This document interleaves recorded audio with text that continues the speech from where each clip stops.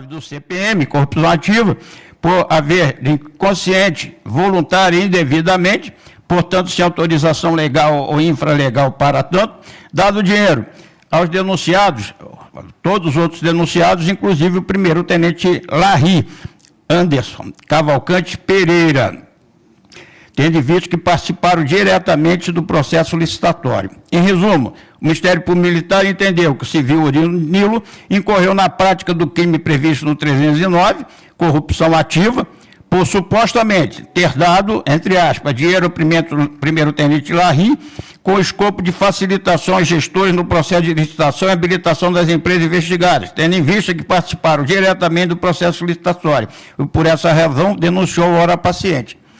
Em resignada, em 1º de agosto de 2024, a defesa nem esperou o juízo a qual decidir se receberia ou não a denúncia, e já impetrou o habeas corpus perante a auditoria da 7ª CJM, pleiteando o tratamento da ação penal, para decretar seu arquivamento. Bem assim, fosse declarada extinta a punibilidade do paciente, por suposta ocorrência da prescrição de pretensão punitiva pela pena em abstrato. No dia 2 de agosto do mesmo ano, desse ano, a magistrada de piso não conheceu do habeas corpus, em razão da incompetência do citado juízo, e o declinou em favor deste tribunal, tendo em vista que a instância inicial se reserva ao julgamento de Uric contra ato de autoridade militar, consoante determina a Lei de Organização Judiciária da Justiça Militar da União, Lei 8.457 de 92. O habeas corpus foi distribuído a esse ministro relator, foram requisitadas mediante despacho as pertinentes informações à autoridade apontada como coautora.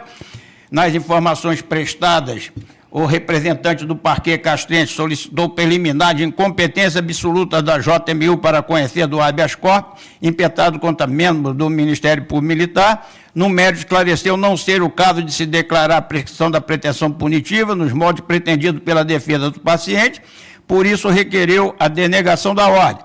Porquanto os fatos objeto do IPM ainda não foram alcançados pelo Instituto da Prescrição, quedando-se descartada a hipótese da prescrição antecipada.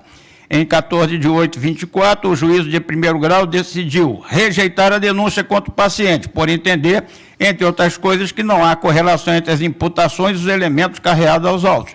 A PGJM, em parecer da lavra do subprocurador-geral da Justiça Militar, Marcelo Wetzel Rabelo de Souza, se manifestou preliminarmente pelo reconhecimento da competência dessa Corte de Justiça para o julgamento do RIT e, no mérito, pela não concessão da ordem, devendo a ação penal prosseguir seu trâmite regular. É o relatório, senhor presidente, senhores ministros. Muito obrigado, senhor ministro. Eu passo a palavra ao doutor Hermeso de Araújo Beltrão, por até 20 minutos. Perfeito. Excelentíssimo senhor presidente do Superior Tribunal Militar, ministro Joseli, eminente senhor relator, ministro Benzi, também conhecido e reconhecido pela excelente contribuição que deu ao Comando Militar do Nordeste, eminente ministro dessa corte, os quais o saúdo na pessoa do ministro Péricles, do subprocurador-geral de Justiça Militar, doutor Alexandre Concese, por parte dos advogados, só posso agradecer pela grande contribuição à justiça desse país que o senhor deu. Nobres colegas advogados e caros serventuários de Justiça Militar. O Ministério Público ofereceu denúncia contra o paciente pela suposta prática do crime capitulado no artigo 309 do CPM, corrupção ativa. De acordo com a denúncia, entre abril a outubro de 2010, o paciente teria realizado o pagamento de R$ 3.920 a um militar do 10º Esquadrão de Cavalaria Motorizado, por supostos serviços elétricos realizados em sua residência, sem qualquer tipo de comprovação do referido serviço, cometendo assim, nas palavras do parquet, o crime de corrupção ativa. De partida, excelências, o presente habeas corpus, ele busca a concessão da ordem nos seguintes pontos. Preliminarmente, por ser matéria de ordem pública, a prescrição da pretensão punitiva estatal, com base na pena em abstrato, e, subsidiariamente, a concessão da ordem pela total ausência de justa causa para prosseguimento da ação penal militar. Quanto ao primeiro ponto, é sabido que a prescrição é instituto de direito material, de ordem pública, e quando se baseia na pena em abstrato, deve-se considerar, para efeitos da contagem do prazo prescricional, o limite máximo previsto para a pena privativa de liberdade, né, do artigo 309. No caso concreto, o paciente está sendo acusado do crime de corrupção ativa, o qual possui pena máxima de 8 anos. Assim, com fulcro no artigo 125, inciso 4 do CPM, considerando a pena máxima em abstrato, 8 anos, o prazo prescricional seria de 12 anos. Ou seja, o que chama a atenção, e eu queria que Vossas Excelências de suas tribunas percebessem, é que o fato imputado da denúncia teria ocorrido em 2010. Contudo, a denúncia apenas foi oferecida em 2024, agora em julho, 10 de julho de 2024, transcorrendo-se assim 14 anos entre a data do suposto fato e a data do oferecimento da denúncia, operando-se o Instituto da Prescrição da Pretensão Punitiva Estatal, desde 2022, ou seja, há mais de 2 anos.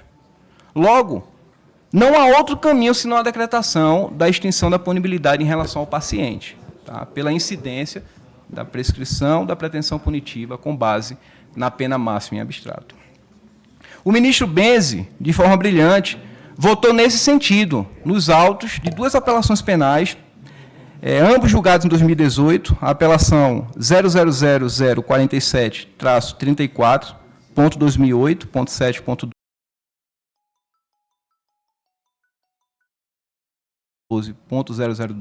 ambos julgados em 2018, a apelação 000047-34.2008.7.12.0012 e 7.352-16.2018.7.000000, ambos julgados em 2018. Singelamente, sendo essa a posição do ministro e acompanhada por essa Corte Castrense. No tocante ao parecer da Procuradoria-Geral de Justiça Militar, com todo o respeito que tenho ao Ministério Público Militar, a alegação de que os fatos imputados ao paciente, se confirmados, poderiam ser agravados pela causa de aumento prevista no parágrafo único do artigo 309 do CPM, onde o cômputo da prescrição passaria de 12 para 16 anos, com todo respeito, tal alegação ela não subsiste e não encontra lastro nos autos. Excelências, para que houvesse essa causa de aumento de pena, referida pelo parquet, seria necessária a demonstração, ainda que simples, do retardamento, da omissão ou a prática de um ato funcional com infração do dever, conforme previsto no parágrafo único do 309. Contudo, isso não ocorreu. Não há demonstração, nem sequer menção de qual teria sido o ato ímprobo ou a vantagem indevida. Qual foi o ato comprado? Onde que o bem jurídico tutelado foi atingido? A denúncia em relação ao paciente está baseada apenas na transferência bancária do valor de R$ 3.920. Todavia, restou confirmado em ambos os depoimentos que o valor foi referente ao pagamento da prestação de serviços elétricos realizado pelo pai do militar, na residência do paciente, onde ambos já se conheciam há anos. Repito, inexiste qualquer demonstração de qual teria sido o ato ímprobo, realizado, omitido, retardado ou deixado de ser praticado pelo militar. Se não há demonstração desse ato ímprobo, como pode haver tal justificativa para a majorante da pena? E, excelências, o ato ele ocorreu há 14 anos atrás. Na música eternizada por Nana Caymmi, o tempo ele destrói os caminhos. Não é razoável se exigir de uma pessoa que tem um comprovante de um serviço elétrico realizado há 14 anos atrás. E ainda no argumento da Procuradoria-Geral de Justiça Militar, nem mesmo foi requerido pelo Ministério Público Militar, por ocasião do oferecimento da denúncia, a aplicação de tal majorante, para que se argumente pela possibilidade do aumento do cômputo da prescrição. E aqui eu trago outro fato extremamente importante. É que após a impetração desse habeas corpus, a doutora Maria do Socorro Leal a juíza titular da 7ª CJM, ela declarou, reconheceu a prescrição da pretensão punitiva aqui arguida, nos autos do processo principal. Então, ela reconheceu a prescrição e o processo, a denúncia foi rejeitada, né? E o Ministério Público Militar, ele recorreu, onde o processo está em fase de recurso em sentido estrito. Pois bem, excelências, passando para o mérito, quanto à total insuficiência de elementos na denúncia para prosseguimento da ação, não é à toa que também quanto ao mérito, a eminente magistrada rejeitou a denúncia. Nas palavras de Sua Excelência, os quais trago perante Vossas Excelências, a descrição dos fatos feita pelo membro ministerial não foi suficiente para demonstrar, ao menos à luz das provas acostadas aos autos, que as transações financeiras tenham de fato ocorrido e que tivessem por objeto a obtenção de algum tipo de vantagem. As supostas transações financeiras mencionadas pelo MPM, isoladamente, não servem para comprovar que as empresas dos autores da alegada corrupção ativa foram beneficiadas por qualquer tipo de ação ou omissão dos militares investigados. Note-se, ainda na palavra de Sua Excelência, que a denúncia sequer indica um benefício direto ou indireto pretendido pelos donos das empresas, limitando-se a afirmar que os investigados militares receberam depósito cuja origem ilícita não teria sido comprovada. E isso traz um reflexo imenso, excelências, em qualquer possibilidade de produção de provas, pois como o réu ele conseguirá se defender se ele não sabe nem de que está sendo acusado? Excelências, aqui também trago um fato ainda mais grave, e que também consta na decisão da doutora Maria do Socorro Leal. É que as provas utilizadas pelo Ministério Público Militar para o oferecimento da denúncia, documentos esses sigilosos, foram utilizados de forma ilegal, sem que houvesse qualquer autorização do juízo, o que compromete de forma irremediável a comprovação da materialidade delitiva. É o requisito indispensável para o início de uma ação penal militar. Repita-se, não existe nos autos nenhuma manifestação ministerial, tampouco autorização judicial para a utilização das provas. Mais uma vez, com todo respeito ao Ministério Público Militar e ao promotor de justiça, Dr. Guilherme Rocha, aqui, essa corte é a corte que coloca a direção, o norte, o farol. É a corte que constitucionalmente dirá ao órgão acusador e a todas as partes do processo que cumpra os prazos e os procedimentos legais previstos no Código Penal Militar.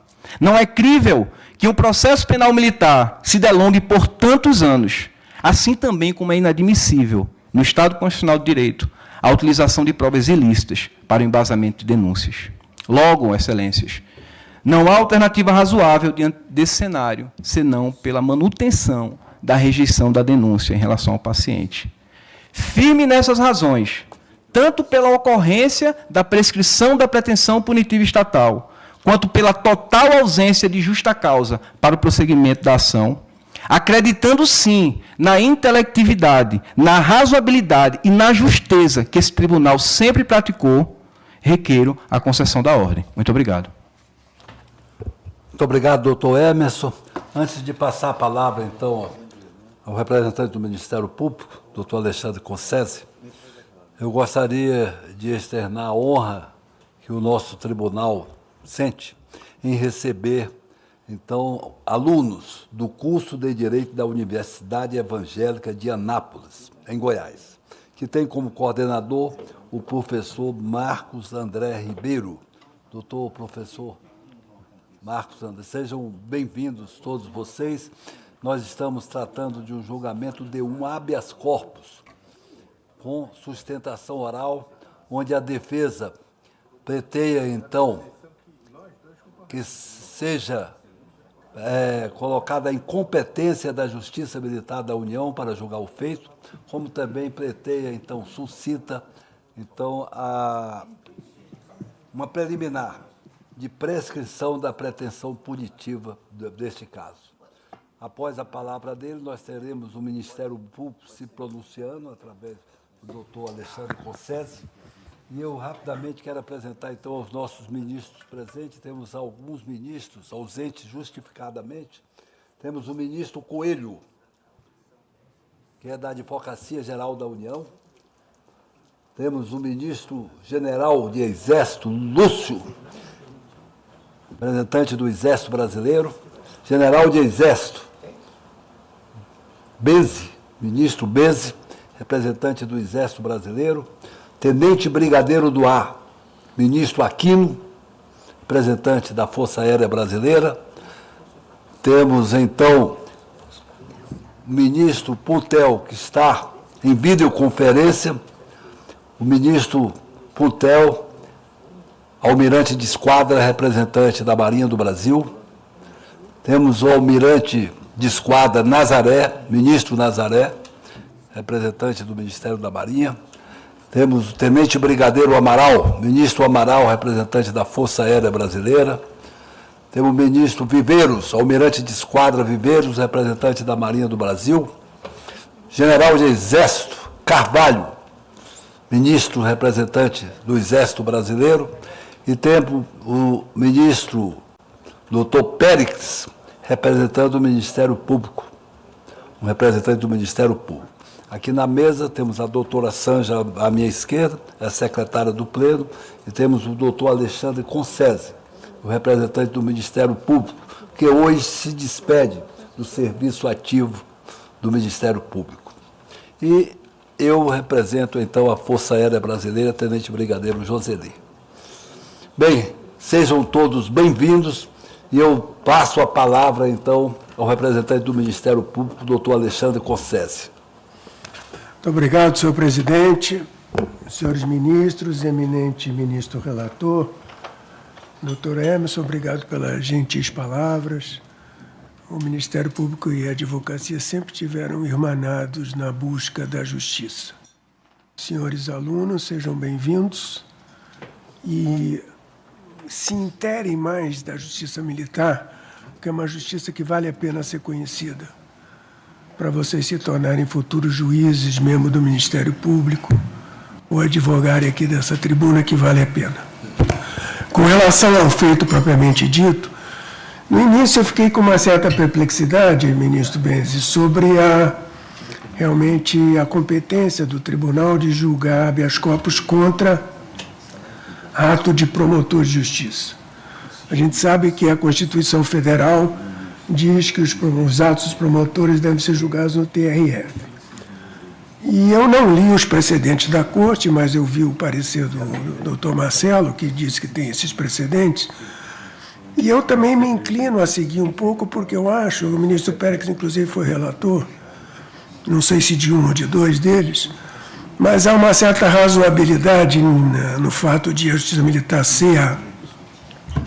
ser a competente para julgar habeas corpus contra ato de promotor de justiça militar, porque ela é competente para julgar os atos dos juízes federais militares. Então, não sei por que deslocar essa competência quando se trata de assunto estritamente de crime militar. Então, nesse sentido, eu vou também me curvar à decisão do tribunal, por entender que cabe sim ao tribunal julgar habeas corpus nesses casos. Agora, no mérito, eu tenho um pouco de perplexidade, ministro Beze, porque o pedido foi para se decretar o arquivamento da ação penal militar, feito antes ainda de haver ação penal militar. Então, na minha visão, se houvesse ação penal militar, teria que se convolar esse habeas corpus, a autoridade coatora do habeas corpus, em vez de ser o promotor de justiça, ser juiz, o juiz ou a juíza. Mas não é nem o caso, porque a ação penal militar foi rejeitada.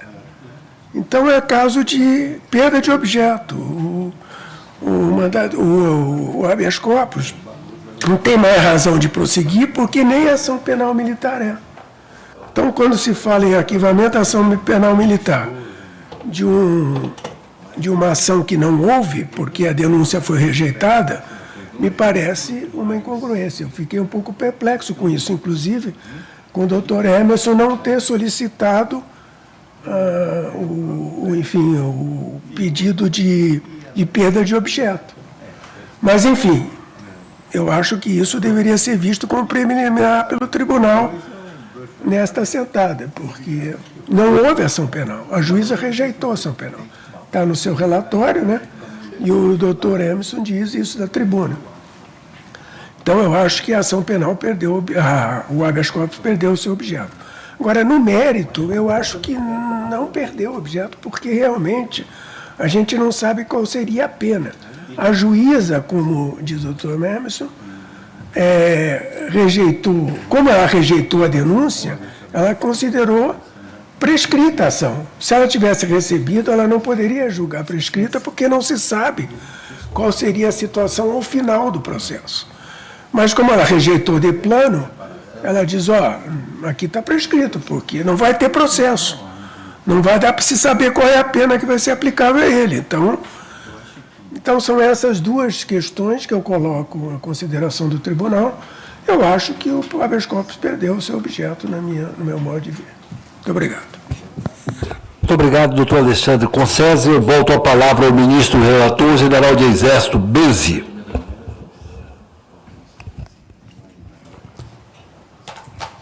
Exatamente. Caberia a mim, como relator, manejar essas preliminares, uma exatamente essa da competência aqui da Justiça. Exatamente. Caberia a mim, como relator, manejar essas preliminares, uma exatamente essa da competência aqui da Justiça Militar da União, tá? O próprio doutor Marcelo Edson, mesmo agora acompanhado pelo procurador, sou procurador aqui presente, isso aí já está de acordo. Também essa a questão da prescrição, mas de fundo mesmo, há que ser levantado uma preliminar de não conhecimento, tá? De ofício. Exatamente por essa situação, ao considerar o pedido defensivo e sua petição para que seja decretado o arquivamento da ação penal militar pela extinção de punibilidade do paciente nos autos de processo, tendo em conta de que inexiste ação penal militar até o presente momento, é imperioso não se conhecer do presente jurídico. Isso porque o Parquet das Armas ofertou a denúncia e a mesma foi rejeitada pela instância inicial. Ou seja, sequer se pode aventar nesse momento a existência de ação penal militar. Oxalá o trancamento de um processo repise que não existe. Tanto é verdade que o Ministério Público Militar interpôs o recurso em sentido estrito, o RESE 9681, contra a decisão do primeiro grau que rejeitou a peça vestibular. Então, nós iremos realmente, e foi por prevenção, foi recebido recente, agora lá no meu gabinete, esse RESE, ele virá ao plenário, e aí sim nós poderemos realmente finalizar o entendimento sobre esse caso. Então, ante o exposto, eu voto no sentido de acolher a preliminar de não conhecimento da sociedade ex officio, ante a patente ausência de substrato jurídico para o prosseguimento da presente ação constitucional. É como eu voto nesse momento. Muito obrigado, ministro Bezzi. Então, os senhores ouviram o voto do ministro Bezzi sobre uma preliminar de não conhecimento, que foi suscitada por ele mesmo de ofício. Em discussão, ministro Aquino. Muito obrigado, senhor presidente. Doutor Concese.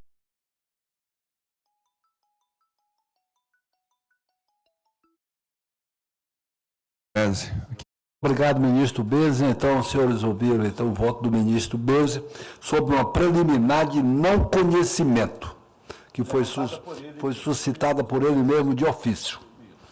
Em discussão, ministro Aquino. Muito obrigado, senhor presidente.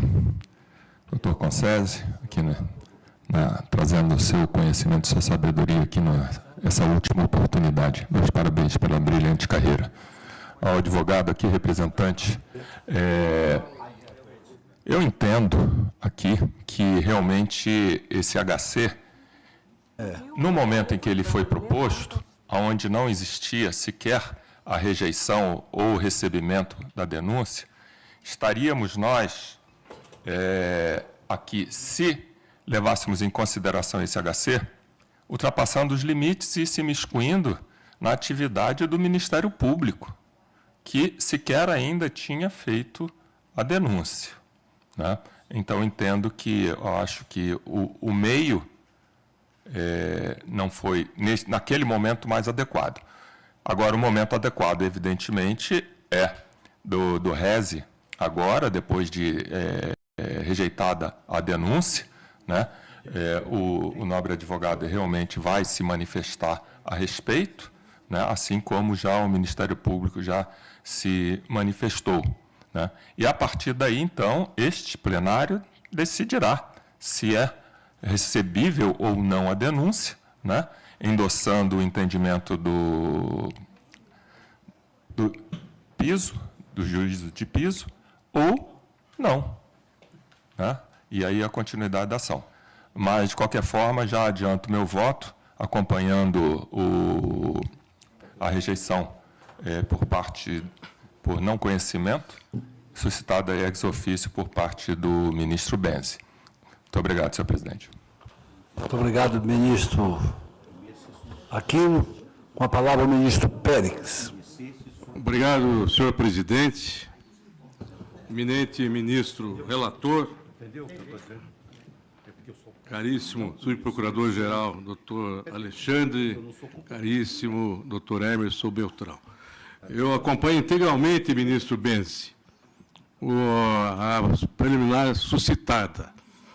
Eu gostaria de sugerir a Vossa Excelência, porque na resposta da autoridade, ela suscita uma possível incompetência, que o tribunal já resolveu que é competente. Seria uma decisão completamente esdrúxula se o Tribunal Regional Federal fosse decidir sobre um fato envolvendo um suposto crime militar ou uma investigação.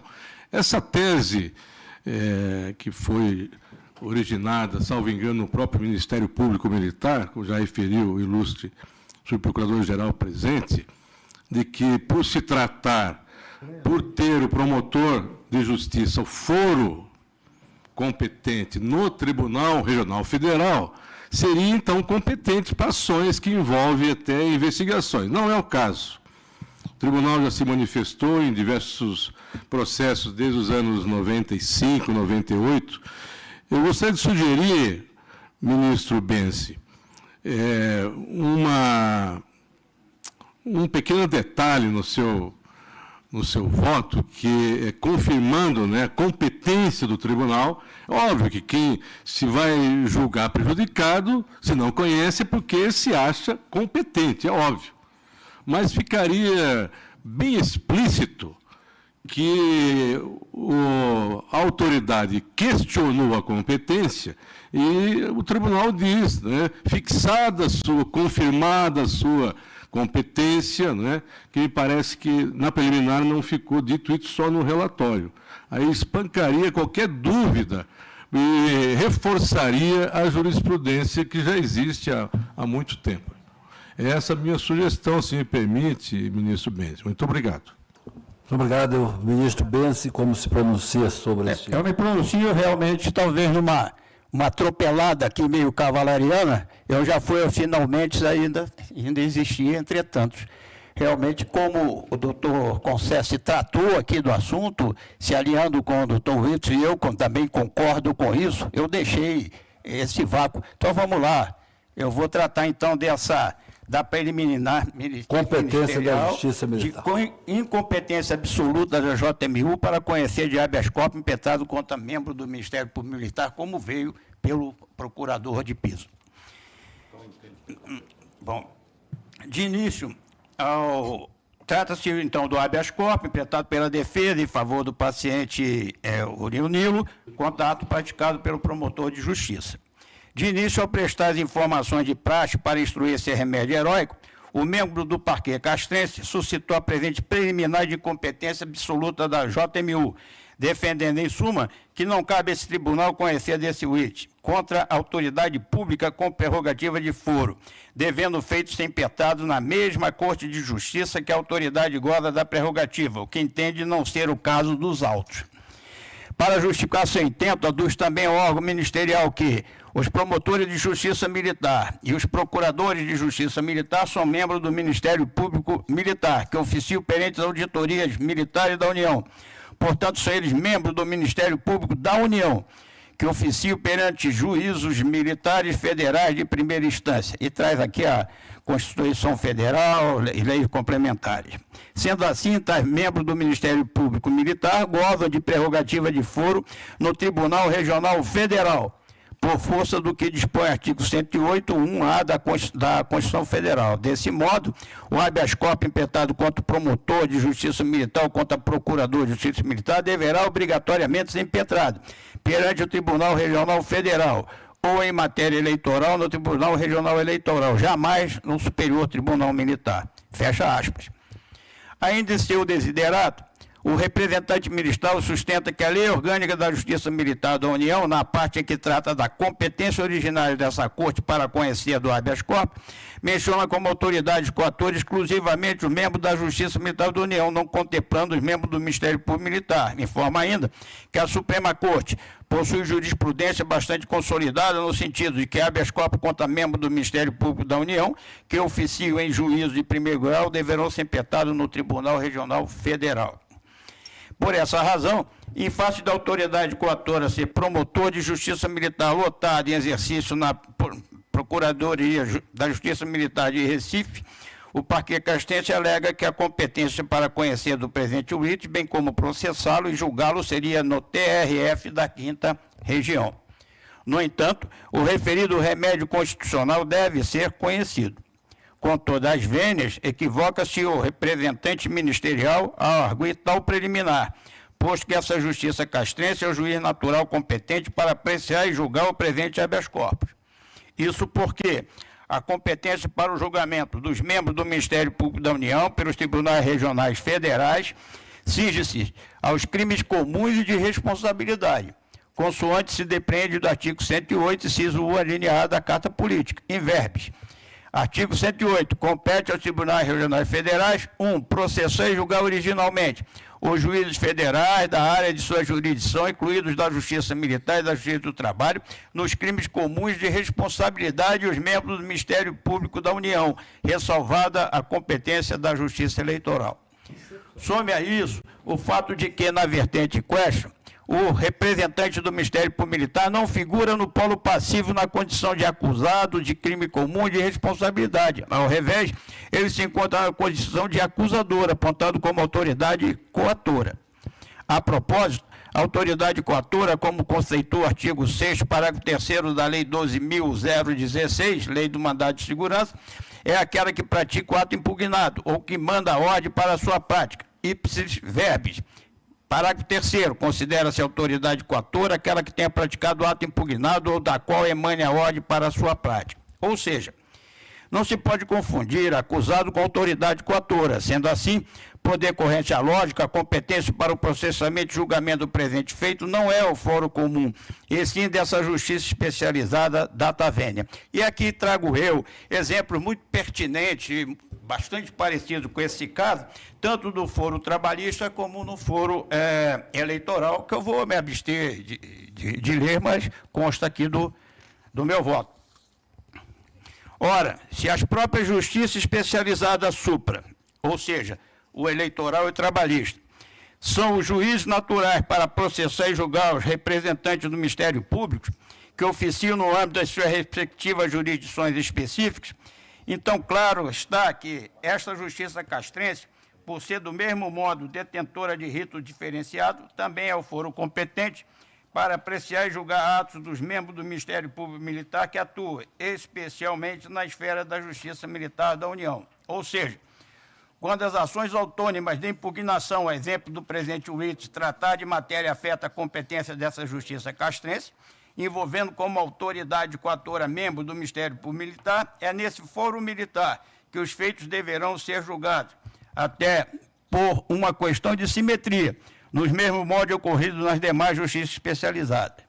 Pensar diferente seria admitir que os tribunais regionais federais pudessem ter ingerência na competência da Justiça Militar da União, o que, a toda evidência, não é verdade, sob pena daqueles juízos jurisdicionais ferir o artigo 124 da Constituição Federal, em incorrer em patente ofensa ao princípio do juiz natural, o que não se pode conceber, premissa vênia. Não por outra razão, esse tribunal em matéria semelhante vem reafirmando sua competência para processar e julgar essas ações constitucionais quando a autoridade coatora for membro do Ministério Público Militar. Aí trago o julgado aqui do relato do ministro Périx Aurélio Lima de Queiroz, tá? No habeas corpus 798/19, que traz habeas corpus, estelionato previdenciário, requisição da instalação de inquérito policial militar por membro do Ministério Público Militar, pedido de arquivamento, competência, Superior Tribunal Militar, constrangimento ilegal, não configuração, necessidade de profissão da investigação e ordem denegada, decisão por maioria. Aí vem a inclusão de membro do Ministério Público Militar como autoridade coatora em habeas corpus não atrai a competência do Tribunal Regional Federal para o julgamento do rito impletado para o trancamento do inquérito policial militar. A interpretação sistemática dos artigos 102, 105 e 108 da Constituição Federal impõe clara distinção entre as figuras de acusado e de autoridade coatora, não admitindo a criação de competência originária por extensão, competência da Justiça Castrense da União para conhecer e julgar o rito impletado contra ato de promotor de justiça militar, habeas corpus conhecido. E da mesma forma, também temos um habeas corpus, aqui é o 19898, julgado pelo ministro José Américo dos Santos, que é esse mesmo teor.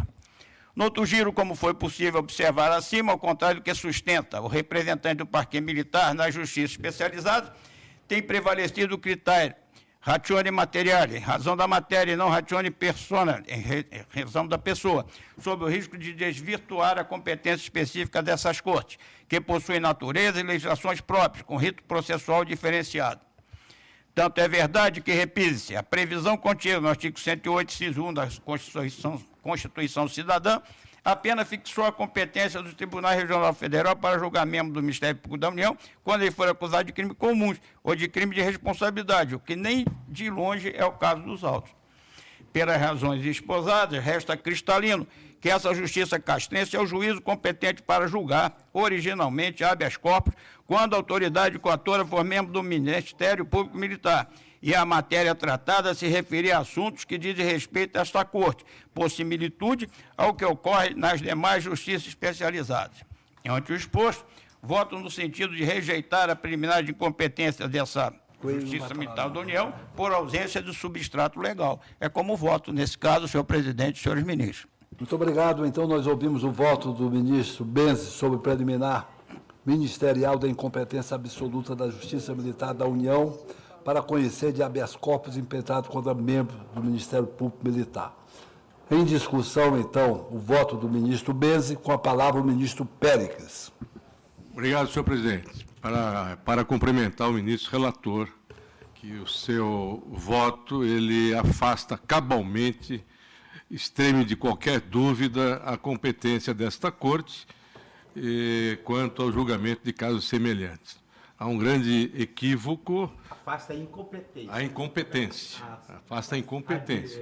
Há um grande equívoco, vejo, do Ministério Público em querer levar para o Tribunal Regional Federal, quando Vossa Excelência muito bem explicou que é o caso em que responde por situações, por ato praticado por ele que seja delituoso, né? Não um ato funcional determinando uma investigação. Cumprimento o ministro Benzi aí pelo seu voto e vou acompanhar integralmente. Muito obrigado, ministro Pérez. Não temos mais inscrito. Em votação, aprovado à unanimidade o voto do ministro Benzi. Com a palavra o ministro Benzi. Senhor presidente, então, realmente é pertinente essa observação e o nosso ministro aqui, decano, já tinha me alertado, pulou uma etapa. Então, essa etapa viria, mas nada melhor do que o ministro Pérez, porque já tem um voto e ele está aqui realmente como Então, na sequência, essa preliminar de ofício de não conhecimento, que eu já votei, mas só recordo que, nesse momento, nós devemos deliberar sobre isso, se conhecemos ou não. Então, sobre a preliminar de conhecimento, estamos em discussão. O ministro Aquino, ele é divergente o seu voto?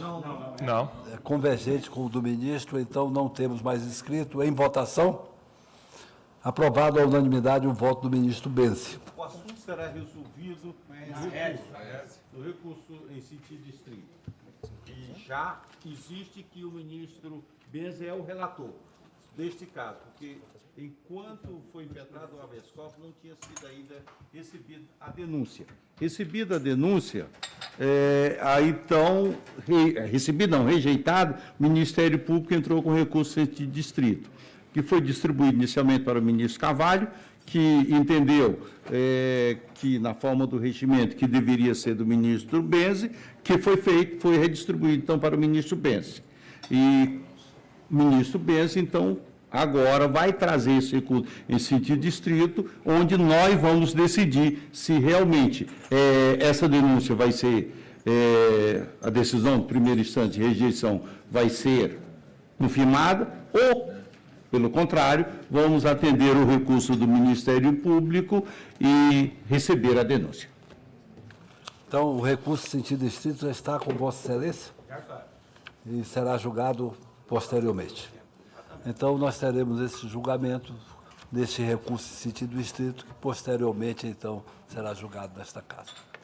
Eu agradeço a presença, então, do nosso advogado, doutor Emerson, e vamos prosseguir na nossa sessão de julgamento. Senhor presidente, e de antemão já solicito que, quando for o caso, que venha a plenário, inclusive, tenha a possibilidade da defesa oral do... Então, será informado, então, a defesa, então, quando nós colocarmos em plenário este processo. Tá bem? Muito obrigado. E eu agradeço a presença dos nossos nossos representantes aí, da Faculdade de Goiânia, de Direito, né? Nós, a partir de agora, nós teremos 3 julgamentos que será feito em segredo de justiça, em função do tema que será discutido. Então, já veio da primeira instância sendo colocado como em segredo. Mas muito obrigado pela presença e um bom proveito na visita dos senhores e das senhoras. Deixa isso comigo aqui e lista essas que eu te falei. Tem sustentação oral? O desembargo vai.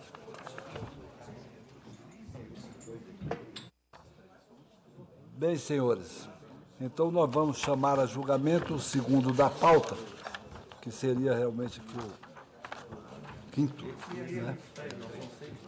Embargos infringentes de nulidade 01111 de 32, segredo de justiça.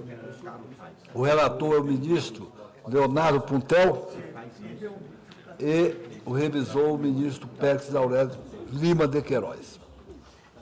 Teremos sustentação oral, então, neste novo... Sustentação oral. O advogado é o doutor Alessandro Santos da Rocha, que está em videoconferência. Com a palavra, então, o ministro Puntel. Muito obrigado, senhor presidente, senhores ministros, doutor Alessandro Concese, doutor Alessandro, ministro Péricles, meu revisor,